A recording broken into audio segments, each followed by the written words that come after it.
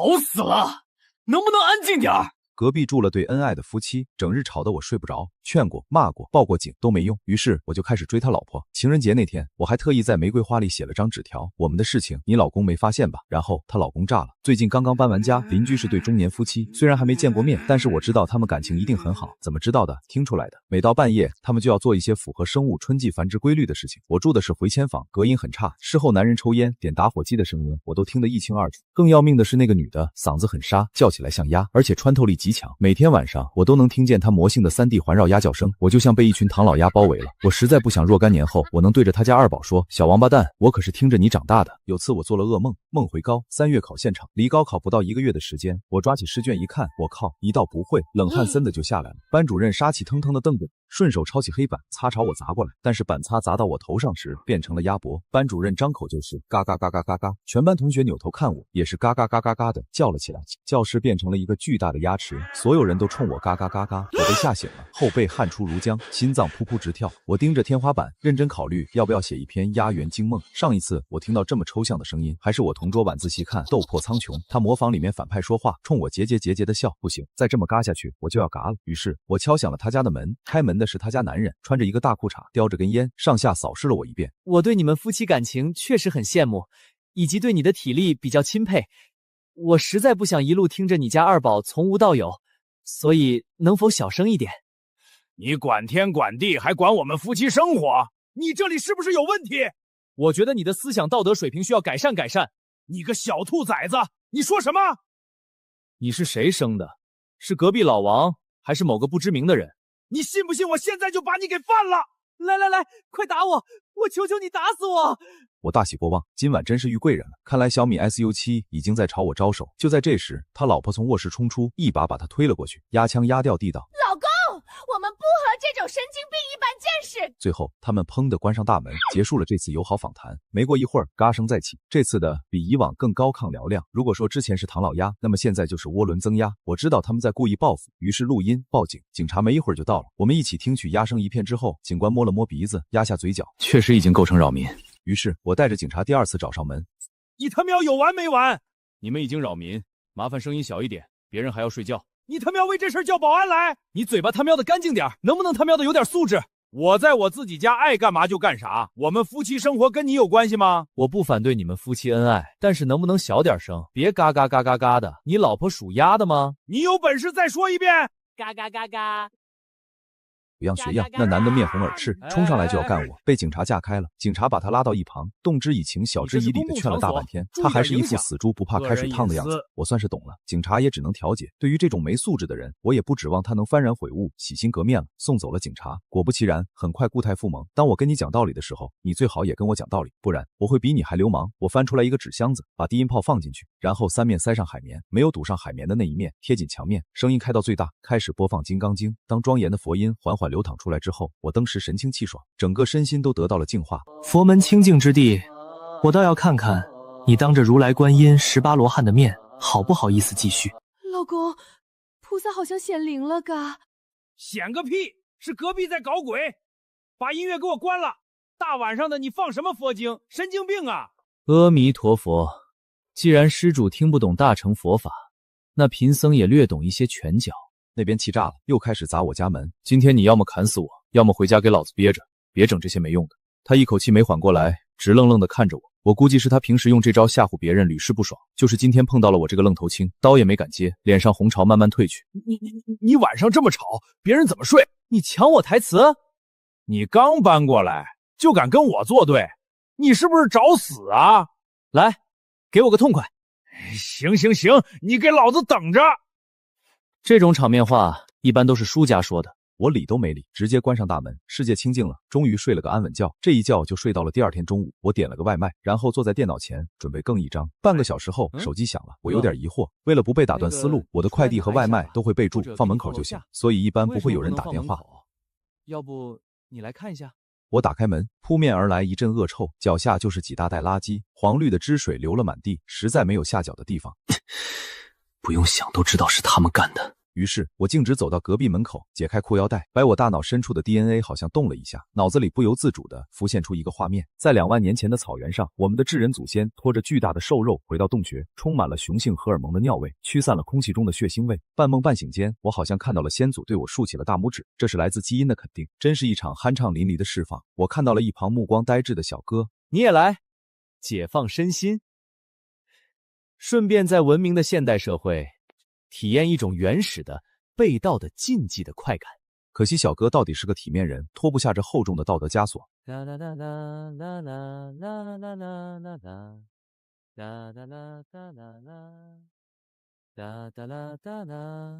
我微微一笑，下楼去五金店买了抹墙的铲刀。小伙子，昨晚你和302吵架了吧？哎呦，你刚搬来不了解情况，这家人难缠得很，能别惹就别惹。干嘛这么怕他们？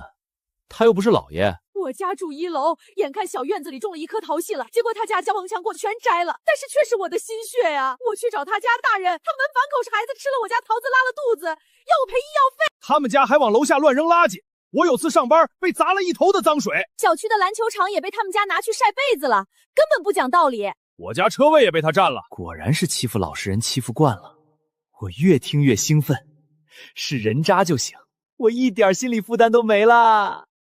当场建了一个群，让大家把受害者都拉进来，我来给他们报仇。然后哼着歌上楼，把垃圾翻出来，大多是一些泔水，馊味熏得我眼睛疼。我回去拿了一个搅拌机，打成糊糊，然后全抹他家门上，连锁眼都被我堵实了。墨绿滴翠的一张大门，熏得我直掉眼泪。成群结队的苍蝇嗡嗡的来了，呼朋引伴，2只前手搓得要冒火星子了。我估计他们在问，这里就是传说中的快乐星球吗？我看了眼时间，估计还有半小时那家人就要回来了，拍了张照发到群里。这么一会儿功夫，群里已经从原先的10几个人扩展到了30个人。照片一出，群里顿时炸开了锅。这是什么装修风格？泔水风？隔着屏幕都闻到味儿了。邻居们，来我家，马上有好戏看。话音刚落，我就听见了鸭子上楼的声音。我们家被人发愤图强了。我也震惊，关我什么事儿？你有证据吗？凭什么说是我干的？那天我不记得他家几点睡的，反正一直到半夜，我都还能听见他们在清理大门的动静，以及一阵一阵的呕吐声。老公，好臭噶！闭嘴，早点弄完，早点回去睡觉。我好像糖分，妈，睡不着，你们太吵了。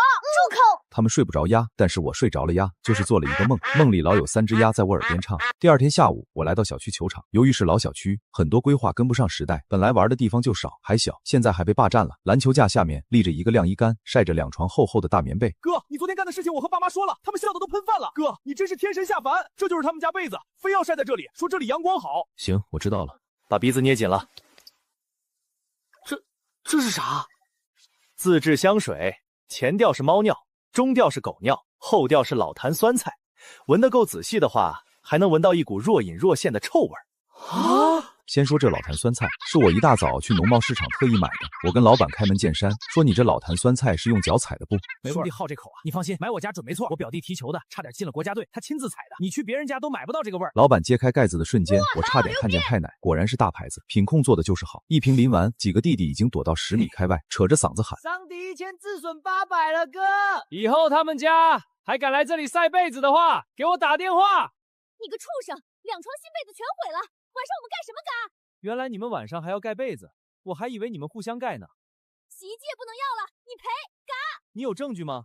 凭什么说是我干的？不是你还能是谁？嘎！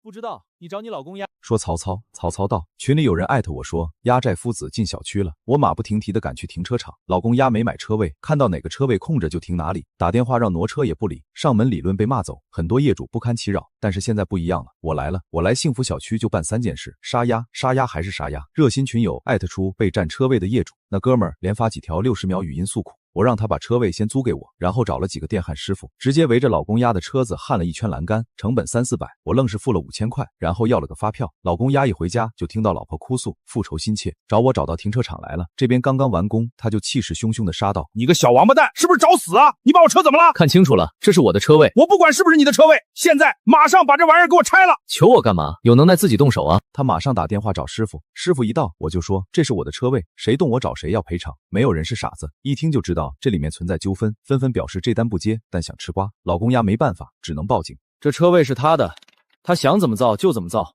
只要别造房子就行。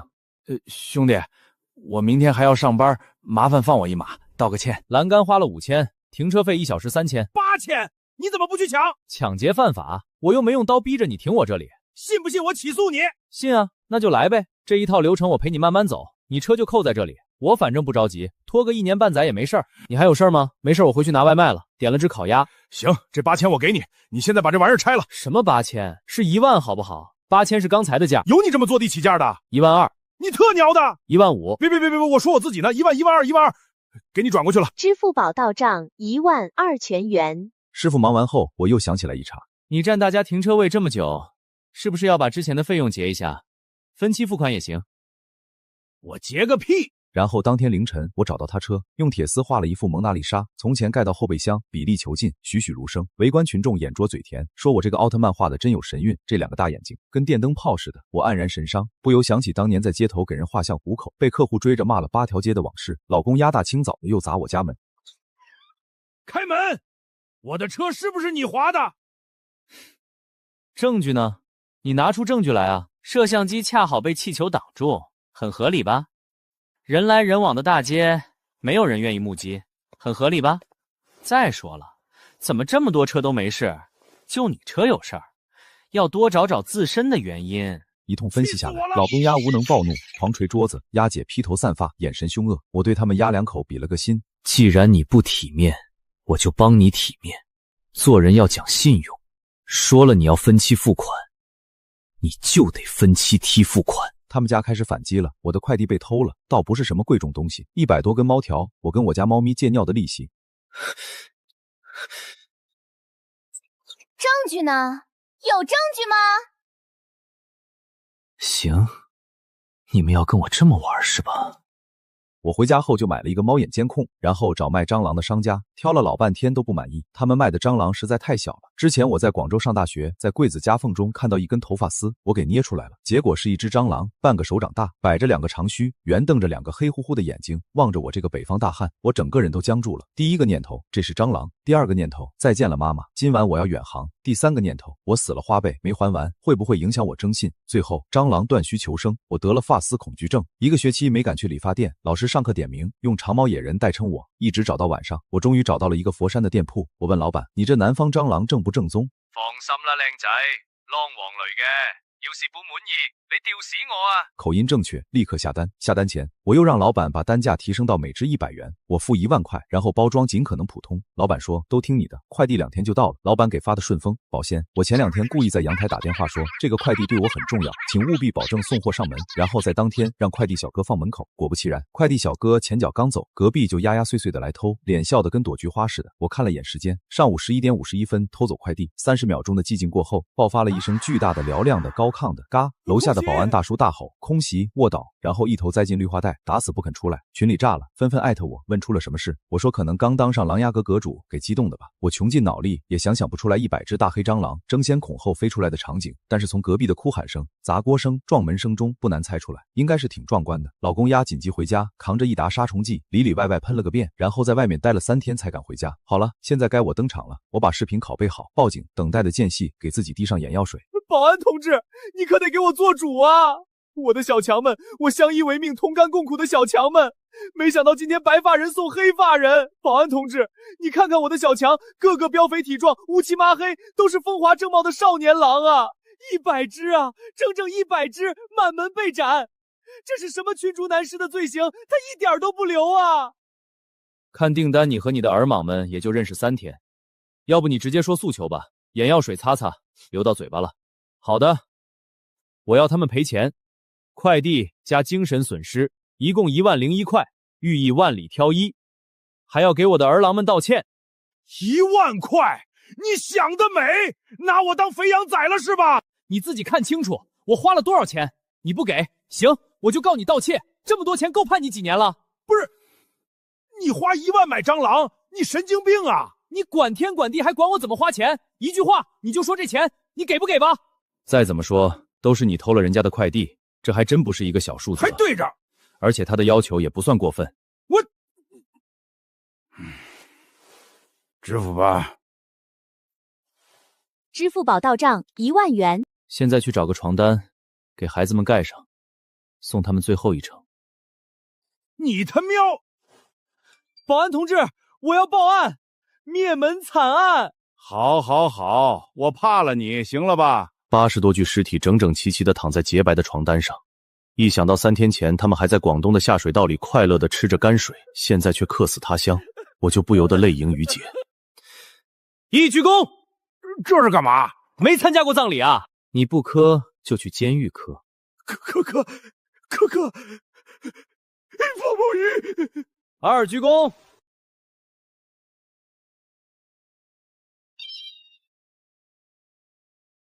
还没来得及见侄儿们，没想到就阴阳相隔。我们幸福小区全体居民都不会忘记他们的。侍郎，你坑到我才侍郎，这里给蟑螂办灵堂，磕头。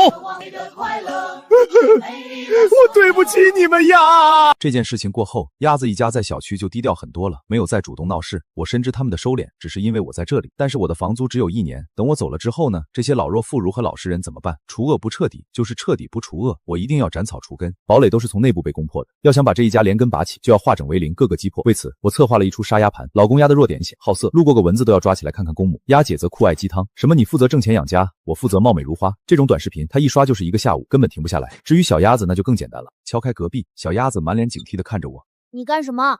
玩不玩游戏？我爸爸说你是坏蛋，我才不会跟你玩。我V10，还有很多皮肤啊。那我能去你家玩吗？然后我给他玩了一局，就把手机要了回来。啊，我还没玩够，再给我玩一会儿。我也想玩，我们双排吧。那你还有手机吗？没有，你去把你爸手机拿过来吧。好，一会儿我爸睡午觉，我就去拿。你真孝顺呀！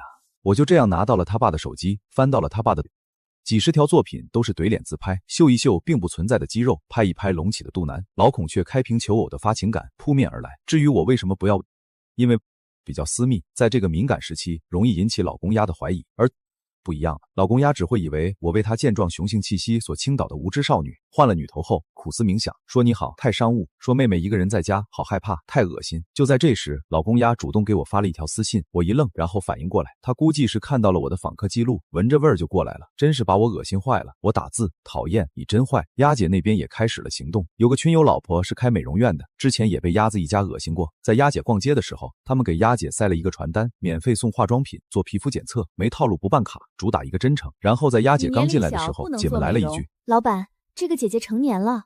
老板娘一脸不信，身份证我看看。鸭姐眉开眼笑的掏出身份证，老板娘不可置信，捂住嘴巴。都36了，我还以为你16。姐姐你怎么保养的？看上去和我女儿同班同学差不多大。是啊，这个姐姐皮肤也太好了，我做医美这么多年就没见过这么自然滋润的皮肤。哇，摸上去比在这一声声夸赞中，鸭姐渐渐迷失了自我。公平。别以为我不知道，你们这些小女孩都喜欢大叔。乱说，害羞了。丫头，你完蛋了！大叔知道你是在克制对我的喜欢，其实已经无法自拔了，对吗？你好坏，人家才不喜欢你呢。哼，丫头，你活泼可爱的样子让大叔想起了大叔的初恋。想当年，我剪完了脚指甲，略过他洋洋洒洒的小作文，来了句：哇，叔叔这么会挣钱，姐姐一定很幸福吧？他说：哼，不知道珍惜的女人，这几天天往美容院跑，化妆品一买就是几大包，还非说是别人送的，不要钱。这几天老板娘给鸭姐做了个什么皮肤护理项目，交代要想有效果就不能同房，那我就好人做到底，只好火上浇油。我叔叔在外面挣钱这么辛苦，姐姐也不知道心疼叔叔。适逢鸭姐回来，我很快听到哗啦一声，瓶瓶罐罐在地上摔了个粉碎。都是智商税，你个败家玩意儿！你发什么神经？什么智商税？都是大品牌，你懂不懂护肤啊？那你懂不懂我啊？我在外面挣钱那么辛苦，这些都不要钱啊，是人家送给我的。无缘无故别人会送你东西，男的送的还是女的送的？女的。哦，就你挣钱辛苦，我带小孩就不辛苦了。你儿子天天不学习，就知道玩王者荣耀，那还不是你就知道往美容院跑，以后不许去了。女人就是要爱美，你凭什么不让我去？这日子还过不过了？不过了。鸭姐摔门而出，跑去找老板娘哭诉。老板娘开着视频全程直播。他这是变心了，是吧？你也这么觉得吧？如果他爱你，为什么不肯给你花钱呢？不要听男人说什么，要看男人做什么。老板娘循循善诱，丫姐若有所思。现在他就这么对你，等你老了还不知道要怎么样呢。所以我们女人一定要自身强大。你看看你这么漂亮，他不知道珍惜，有的是人要珍惜。对呀，我年轻时候可多人追了。你现在也很多人喜欢啊。我前几天把你照片发朋友圈了，老多小伙子要你微信了。我说你都结婚了就没给，他们都哭了。其中有个小伙子名下8家公司，一年几千万，什么女的没见过，但就是被你迷得神魂颠倒。知道你结婚了还念念不忘，非要让我把这束花转交给你，想和你交个朋友。那个男的帅不帅啊？多高呀？姐妹，为了一个臭男人放弃一整片森林，你大可不必。就算不想和人家交往，也把花收了，起码让你老公有点危机感，以后也能对你好点儿。帅，看个子，估计有1.75米了，是1.8米。踮踮脚能有1.77米吧？接下来，两只鸭进入了漫长的冷战时期。一个天天去美容院和老板娘吐槽老公，一个天天发情，3天约了我20多次，一会儿想去我家坐坐，一会儿想去公园散步，我一人分饰3角，一会儿要扮演一个审美低下的富二代，天天送花点外卖，一会儿要忍着公鸭的性骚扰和他打太极，然后小鸭子放学还要偷偷找我玩王者荣耀。1周之后，鸭姐已经觉得公鸭配不上自己，非阿联酋王储不嫁，而老公鸭也觉得自己魅力非凡，勾勾手指就能把女大学生迷得5迷3道。到了收网的时候了，这天正好是520，我让老公鸭给我订一束花送过来，然后我会给他惊喜。花店的老板又把老公鸭买花的照片发给了美容店老板娘，老板娘拿着照片对鸭姐说：“这是准备和你道歉了，讨好你呢。我说的吧，男人就是要有危机感。”鸭姐得意非凡，发出了沙哑般的笑声。姐妹们，今晚来我家吃饭，见证我的幸福。老板娘当然欣然应允。晚上，老公鸭下班回家，在卫生间一个劲儿的倒腾。鸭姐带着姐妹们在客厅聊天，佯装聊八卦，说了半天也不见公鸭出来，着急了。于是老板娘对卫生间喊：“快把花拿出来吧，我们都看到了。”什么花？我什么时候买花了？还挺浪漫，想给姐姐一个惊喜吧？好羡慕你哦，姐姐，还算像样。老公鸭不明就里：“你们自己在家玩吧，我今晚要加班。”众人沉默，眼见着老公鸭就要出门。你什么意思啊？买了花不送给我，想送给谁啊？这时门铃响了，跑腿小哥拿着捧花递了过来。老公鸭神情呆滞：“先生，你的花是不是填错地址了？宜家酒店607没有草莓软糖小姐，只有一个男人。”你这花是送给谁的？你是不是背着我在外面养小三儿？送错了，他认错人了。小哥疑惑，当场打了电话。老公鸭的手机响了。与此同时，第二个跑腿小哥捧着花束到达战场。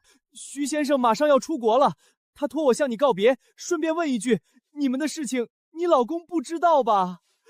我只是个传话的，记得给5星好评啊！这你怎么解释？我没出轨，我都不认识这个人。不认识他能知道你住哪里？哦，我就说怎么又是美容又是买花的，原来在外面有了个小白脸。我没有，是你在外面养小三。你胡说八道！你敢打我，我跟你拼了！不要打了，你们不要再打了啦！哦，这大耳瓜子好响哦！咦，瓜子怎么没了？你那儿还有吗？门铃响了，小鸭子捧着个手机，兴冲冲地跑过来。我把他们手机拿过来了，快来玩游戏！冲呀，冲呀！结局这一架把鸭棚打散了，没过多久，两人就离婚卖房。